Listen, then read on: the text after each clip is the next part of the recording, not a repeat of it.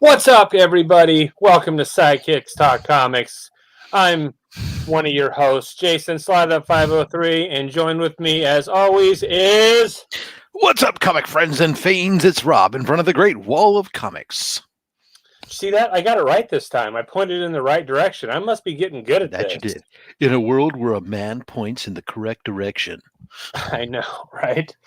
So welcome to Sidekicks Talk Comics this week, guys. This week, if you didn't see my Instagram post, we're going to be talking about CGC and wait times and just kind of things that are going on with CGC right now. You know what really grinds my gears? Wait, sorry. I love that part of the show. That was Family Guy, right? Family Guy, yeah. Yeah. Good old Peter Griffin. Yeah. So we got Gary B. We got Las Cruces. What's up, New Mexico? Super Jesse. J Spade 52. What's up, John? We got One Shot Comics. What is up, Sean? Sold twice there. So let's start off with some of the comic books that we got this week. And I will just go ahead and start. I actually went to I didn't actually go to the... hold on. Chubby Pop Chaser, what's up, buddy? How's it going? Taylor Winder. Me and Gary, we were just talking about you backstage, like Taylor. Chubby Pop. So how did I get here? Well, you must have fallen down a rabbit hole because now you're down here with us insane people. Yeah, you must have misclicked on a video or something. This is like porn. I don't know. Oh, hold on a second. So, one of the first books I got this week was The Last Ronin, the director's cut. Oh, wait a second. Hold on. You know what? You're right, Chubby. It's not Pornhub. It's SlabHub. SlabHub. So we got some TMNT goodness. We got Ultra Mega #1. Ultra Mega. I wanted to get a bunch of copies of the different covers they had, but they didn't have a bunch of options. So, what is up, Dave's Dungeon? Hope you're staying warm there in Minnesota, buddy. We got a tribute to Jimmy here, Superman, red and blue. This cover was just gorgeous. I had to pick it up. And actually, other than the art in it, the story's really good. The art's not really my thing. The art's kind of, speaking of the art, DJ Links. And wait, Slim's Comics, man. People are popping in left and right. I try to arrange myself just right so I can be hooked up as Robin. There you go. I got a copy of Erratic #1. I forgot who I seen this in their video, but it looked like a cool book, so I picked it up. This is another one, although if you guys have watched Taylor Winder's comic book review of this week, you'll know this book he did not like. I haven't read it yet. Cool cover. These, I'm not really a Spider-Woman fan per se, but the Women's History Month covers really spoke to me. We got Jessica Drew there, and of course, this is an Iron Man book. I don't know why Batgirl's on the cover of it. It's not Batgirl. Or that's not Batgirl. Patsy Walker. Yeah. I just seen this up here. I'm like, there's Batgirl. There you go. And then I got the fourth print.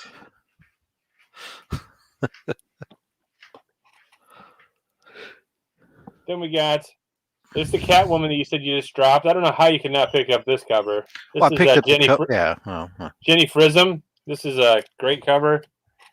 Look at me having all these books. And then speaking of the Justice League, got this cover.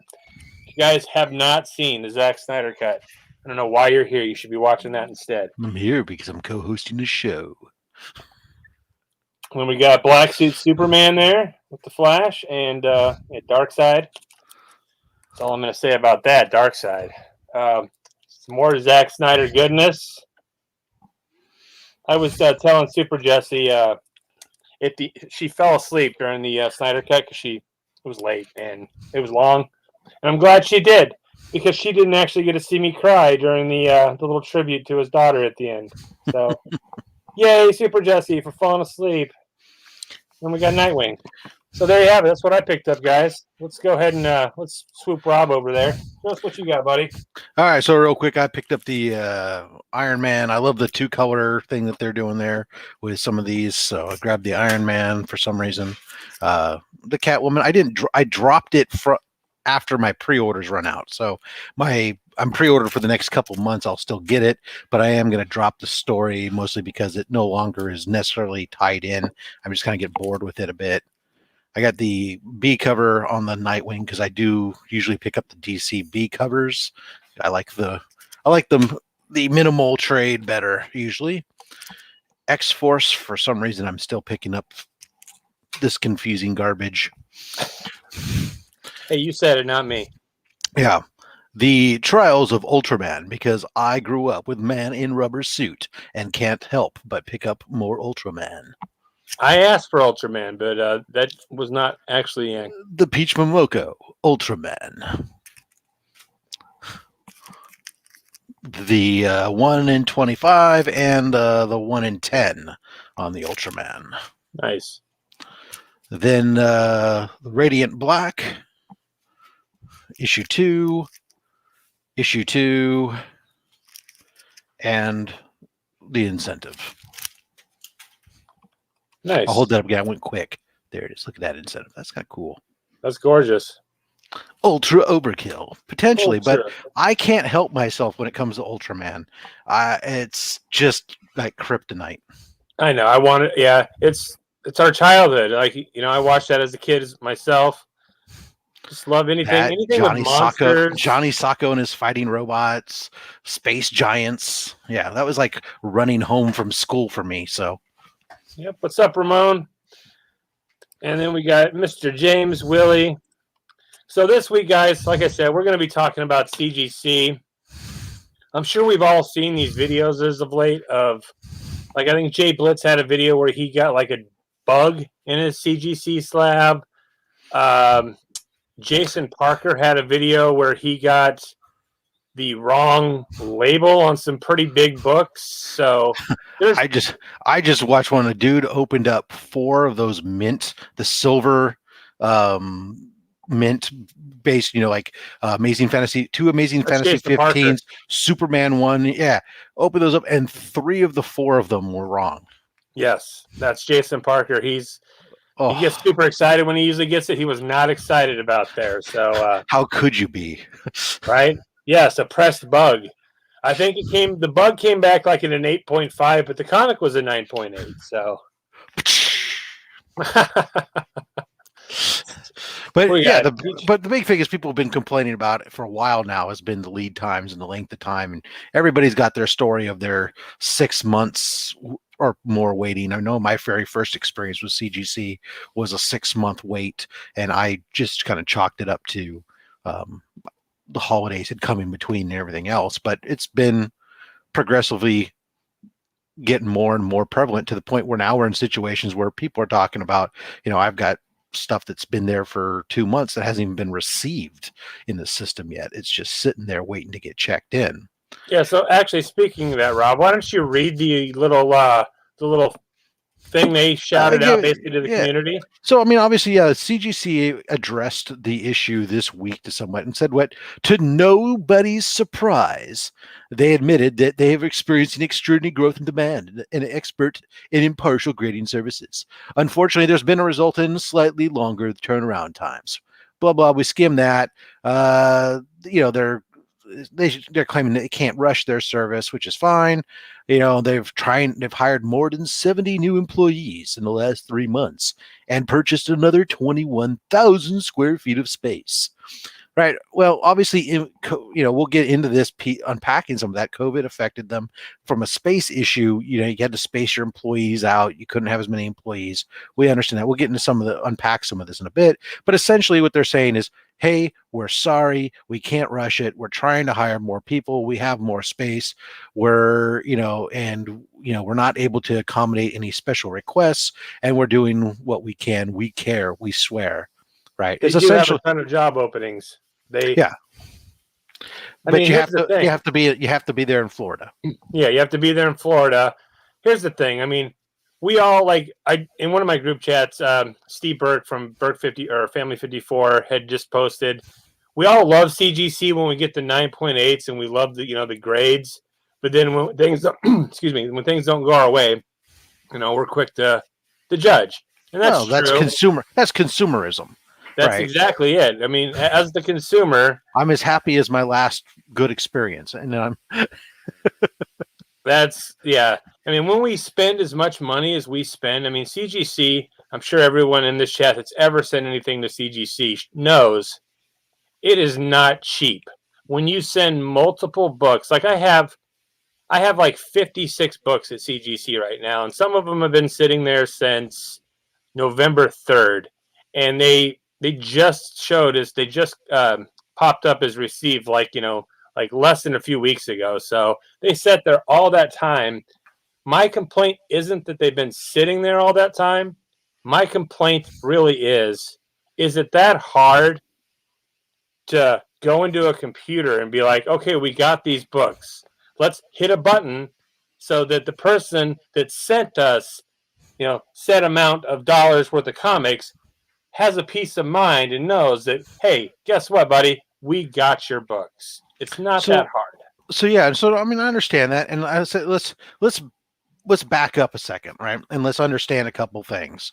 Uh, Obviously, there's a certain amount of time factor that goes into unboxing any given comic, and if you're gonna, and not just ripping it open and going into it, right? Some of us encapsulate these things practically in carbonite, and some of us, and then obviously some people don't, but by the fact that they felt obligated to sell kits on to send books in, right? Um, but so whether it's CBCS, CGC, PGX, whomever, they all have experienced delays this year. And there's a couple different factors that if we step back for a second and look at that are beyond, that might be outside of control or are contributing factors. First and foremost, COVID. All right. Yes, absolutely. COVID contributes a couple different ways. For periods of times, granted they're in Florida, probably one of the loosest restrictions in the United States of America, but they still, if they're doing right by their employees, they had to space them out, had fewer people in the building, and that's going to impact what you're doing to some degree, right? Yep. Along with that, if we think about what we've seen this year in the explosiveness, of these variant covers that have gone out there, and the number of places that are pre-selling 9.8s and stuff. So that these people are sending huge quantities in. If I got 200, 300 orders, yeah, I'm sending 500 copies in to try to get those, right? Yep. I know that some people have been one of the popular claims people like to say is that, oh, it's their in-house signings are screwing this up. And I don't buy that the in-house signings are the issue, because CGC would be normally out at conventions and they'd be collecting a bunch of books from all those things that they'd be doing. Some of it would be on site, but some of it wouldn't be necessarily be on site. But the people that are on site, they're taking team members out of the business site to go handle this, everything else. One guy coming in to take care of 500 books, if they get that many on a signing, I don't think is a big deal. But the influx that they're getting, yes, from all everybody deciding, everyone being at home all of a sudden. Not just, yeah, there's us, the collectors, far more of us we've seen amongst ourselves, amongst our own community, and amongst most of us, how much more we're doing right now during this past year. Combine that with the number of retailers that are also doing all this pre-ordering stuff and just submitting, and a good number of even artists who are now doing direct and pre-selling 9.8s and all this other stuff. The amount of stuff that's coming into them has escalated, right? I mean, I don't know if it's blame. I don't know if it's true, but I've heard I've heard rumors as high as 5,000 submissions a day coming into their facility. I don't know if that's true or not. That's completely based on just water cooler gossip, right? But that's kind of believable, though. I mean, think about it. Like you said, people sending in cases of one book or hundreds of copies of one book for a pre-sale of a 9.8 of certain issue. And with us buying more comics and the consumer being more into the hobby and buying more. These shops are having more variants and selling more books, and they're sending more books into CGC. It's as much as we complain about it, realistically, we do it to ourselves. Yeah. Well, and if you think about it for a second, right? If you think about it, they have one facility. Everything's got everything from entire the US. They're the number one choice for the volume choice for the comic book collecting community, right? Now, I agree. There's other options out there. Everybody's listened to me rant about, CGC is not my favorite. They get the most of my business this year, but hey, there's other options, and we do use other options out there. But the community, for the most part, still kind of assigns them as the premier. They get the lion's share of the volume. If you take that and figure that out, that they get 80% maybe or 70% of the graded comic business that's coming in, that's a huge amount of volume that's coming in. And if you restrict that ability to accept those at any given time, such as reducing staff and having to space your people out and everything else, that's going to impact your ability to move things down the line. Yeah, people get sick, they call in, they don't have the staff that's there, right? Those things added, are going to 2,100 square feet, right? And they think that's a huge deal, but they don't just do cards or comics. They do cards, they do coins, they do all these other things. They do all these other things. 2,100 square feet. That's like for me, that's the equivalent of say if a state, like say Oregon where I lived, if we had one Walmart in the whole entire state of Oregon, and then we opened up an extra check stand, and said, hey, we have a whole nother check stand here. That's kind of what the equivalent of what CGC did, and is bragging about it. Like, hey, we did this. Yay us? Not really, because well, that's the piece you mentioned, the cards. That's the other piece of this whole thing that's come in here, is they added cards this year, right? These things all come into one facility, right? It's, they may have certain staff from the graders aspect, but from your shipping and receiving staff, these are not different. They're probably not different teams. There's probably the same teams that are unpacking and logging these different things, whether it be the currency, whether it be posters, whether it be this, or whatever the case is. I don't know. I haven't seen their facility. Maybe it is segregated. Either way, to grow an entire whole new segment, if that means you've had to take people, you've had to even if you hire on some, you're still taking people from your existing business that know what's going on and mixing them with some new employees and having to bring more new employees into your normal operations that you've had. And those people have to come up to speed and ramp up. That doesn't happen instantly. Now, receiving a book maybe not necessarily require a ton of ramp up and going, but it's still, everything's at the beginning of the line.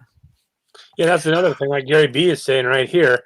Like, for instance, I sent in a bunch of books. My first couple of submissions, honestly, we didn't really know what we were doing. We sent them in and we didn't fast track them. So, so that was what we get into, right? They have been there forever. And then we have books that we sent in like months after that we did fast track that have already got movement. So what I want to know is what happens with the books that aren't fast tracked. Like, say if I send in books in November that aren't fast tracked, and say someone sent in books say in January and fast track them, so they get before me. That doesn't seem fair. Well, so here's the thing, right? CGC claims that they're working on their stuff based on tiers in a first in, first out, right? So obviously the different tiers have different lead times, and from within that tier, they might start working as best they can from a first in, first out. But the fast track is a separate sub tier within a tier, right? And those have different lead time that they're going, and they cut in front of everybody. And that's why when we start to talk about, well, what does CGC need to do to really address this? Hiring additional people, yes. Getting them up to speed, yes. Getting all that stuff, it's great, right? But the reality, the one thing that CGC could do that they won't do is to suspend fast track sales for the time being. Right now, they've created for them, this is the perfect storm. they've created a situation where lead times are so backed up that almost everybody is willing to spend extra money to jump the line. And as long as that, even if the fast track line now starts to build out 4 or 5 months, as long as it's still half the time or significantly less than the other people who get pushed to the side because, oh, hey, I was saving the spot for my buddy. They're cutting in line, right?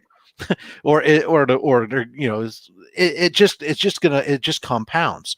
If they were to say, hey, for right now, we need to get this under control. We're stopping the selling of fast track, right? If you already had put it in the system, great. It comes in. We're still honoring that. But for right now, for the next 3 months, we're not going to sell any new fast tracks.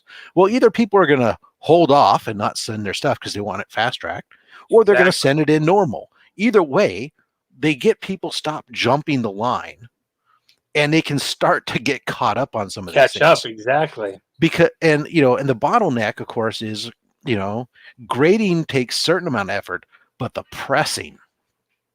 That's what takes. Yeah. That's when you look at the separate times and the fact that they're cumulative. You're talking about the pressing being anywhere from 3 to 5 months that you're of a time for that, and that's it's just the way it is because you can't rush that, and it takes a certain amount of time. Yeah, I wish I had DJ Lynx's editing skills right now because when you were talking about the the fast track versus the people that just send their books in. I don't know if you guys have ever seen the movie Office Space, but I envision that scene with Milton handing out cake to everyone.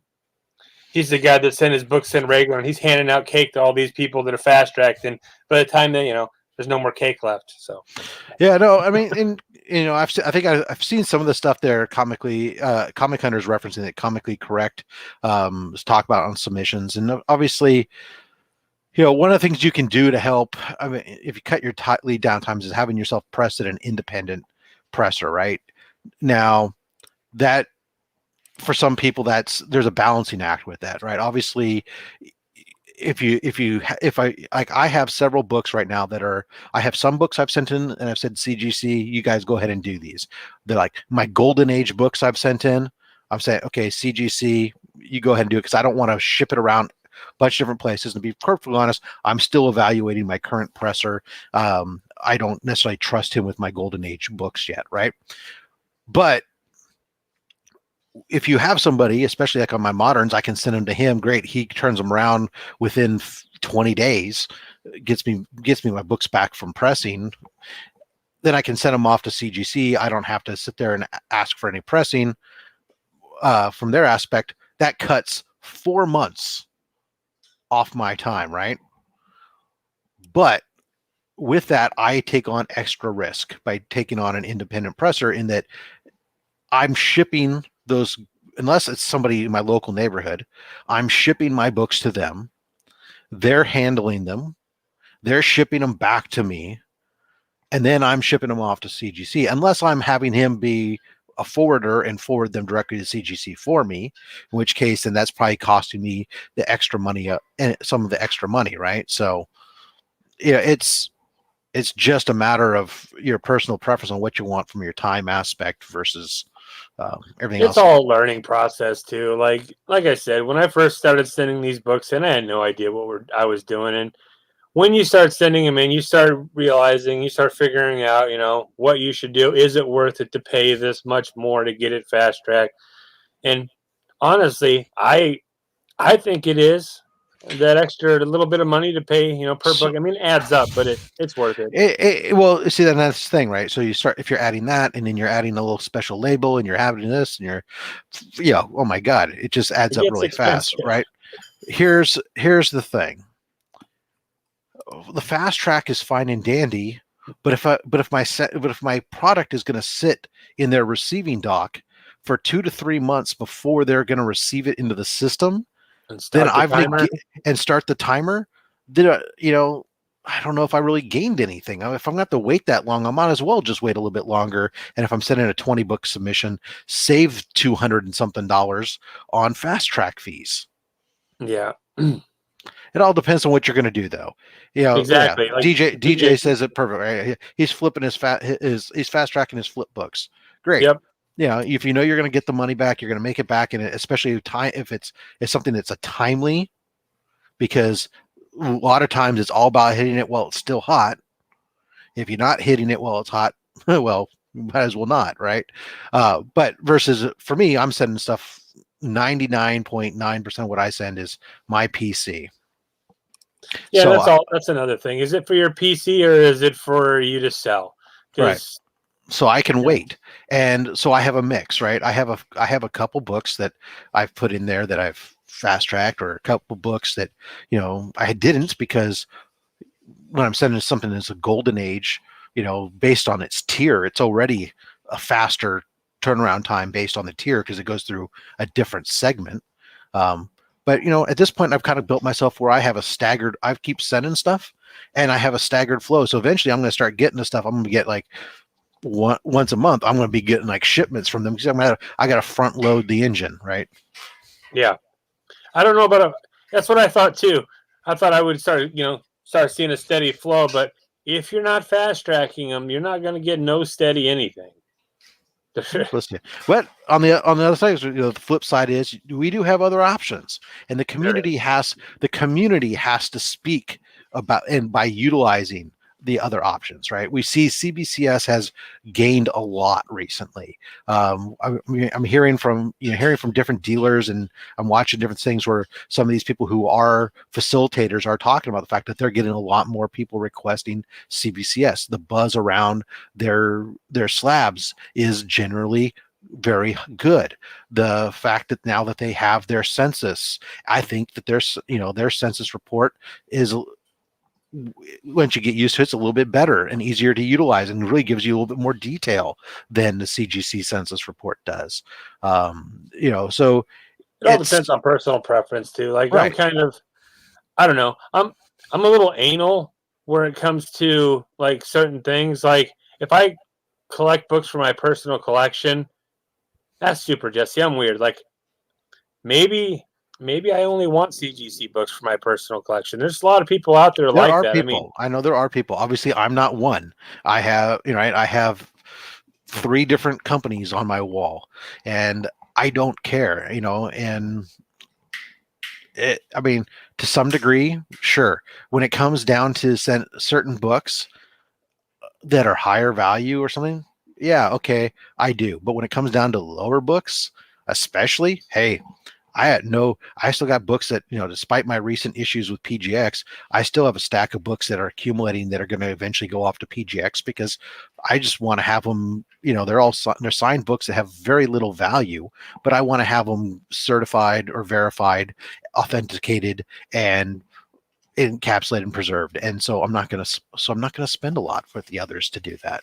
CBCS, I've been very happy with the last couple batches I've gotten. Although, like I said in my recent thing, I find that their slabs do scratch pretty easy. At least that's my personal experience thus far. But I like I'm like DJ kind of. I like the uniformness of all one brand. I don't know. Yeah, well, like Gary mentioned, the one thing you got to admit, I do. Yeah, here's my biggest knock on CGC. Right, is when it comes down to graders notes. First of all, it's a crapshoot if you're going to get graders notes. Right. Secondly, if you didn't submit the book, they're going to charge you to get a copy of those graders notes. Right. CBCS with their QR code on the back to get your grader notes right there and there. That's great. And no Newton rings on CBCS. Very good, Taylor. Excellent point. The fact that CGC tells us we should just accept Newton rings. PGX, everyone want to mock their slab. That's great. I ain't never seen Newton rings on a PGX slab either, on their current slabs. They just adjusted their new label because you can shift down something on the back to make room that you can get their grader notes printed right on the back on their books. So that way it's there. You don't even have to have a phone. You can be an archaic old man with a flip phone and still get your grader notes. So TJ, Newtons. I've had books that I've sent in for that reason, to get it fixed, had them re-encapsulated, and they came right back with more Newton rings on it. I've sent books to CGC with bad, they came back with a bad label telling me it was a wraparound book. contacted them. They paid to bring it back to them to fix it and got it back, and it still says wraparound cover, even though it's not a wraparound cover in there. But at the same time, I'll straight up tell you, nobody's perfect, because PGX, No. I had about a 20%. We're all human. Well, they all have humans working there. They all have humans working there. Their slab needs to be replaced, and I personally I had over 170 books slabbed with PGX over the last year and a half, and nearly 20% had to go back for rework for something or other, whether it was warped cases or other little issues that needed to be taken care of. So that's a very high failure rate. Well, that's it, guys, for this show. We're reaching our 6 p.m. mark here. You want to flip it coming to up some on news? your channel? Well, sure. Go ahead, Rob. I didn't get any news. I was busy watching the Sun, Coach. Well, my only little news thing that I had that came up across that caught my attention the other day was that Lady Mechanica, which is a steampunk kind of themed book that has caught my attention in the past. Benita's it was independent pressing and stuff, is moving over to Image. It's going to be part of the Free Comic Book Day, which it's been for a while, and is now going to be all the back issues of everything's going to be on Image. So hopefully we'll be able to see a wider distribution of Lady Mechanica, which is a book I think, if you're into the steampunk genre, whatnot, I think it's a pretty cool book to pick up. Yeah, I'm right with you, Freaky Louie. Werther's Originals. I don't think I still have my bag in here. I do like Werther's Originals, but I'm a step older. I like my coffee nips. Oh, there you go. So next week, guys, on Rob's channel, we will be discussing. I wanted to discuss it this week, but Real World steps in sometimes and says, Rob couldn't watch it. So next week we will be discussing our opinions on the Zack Snyder cut of Justice League. So that indeed, yes. I'm sure I'll be discussing it throughout the week because I love it. That's all I can say about I'll that. Tell you, but yeah, for me this week, or coming up tomorrow at 5:30, I'll be opening this. This is a commission from Soul Twice. Sean is going to be on with me live as we unveil this commission book together and answer any questions you might have about his art and getting some artwork done, commission work done yourself from Soul Twice. And Sunday, I'll be dropping the announcement video about You Can Take Me Drinking Because I'm Over 21 mystery box from Rob Fat Stacks, and I'll be announcing all the details and when it'll become available. Speaking of Sunday, I hear there's this game show called Rigged. I think it starts at 4:30 Pacific Standard Time. I think there's this guy named DJ Lynx and Remy Q. They're going to be on it.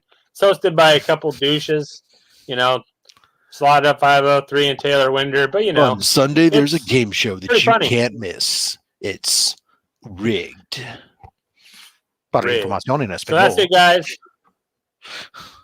That'll do it for this episode of Sidekicks Talk Comics. I'm Jason, Slot It Up 503. Until next time, Comic Book World, slot it up. And as always, collect what you want. Don't let anybody tell you what to collect, including us. Because I'm just a fat man with a fat stack of comics and a fat opinion. Thanks for watching all. Have a good night.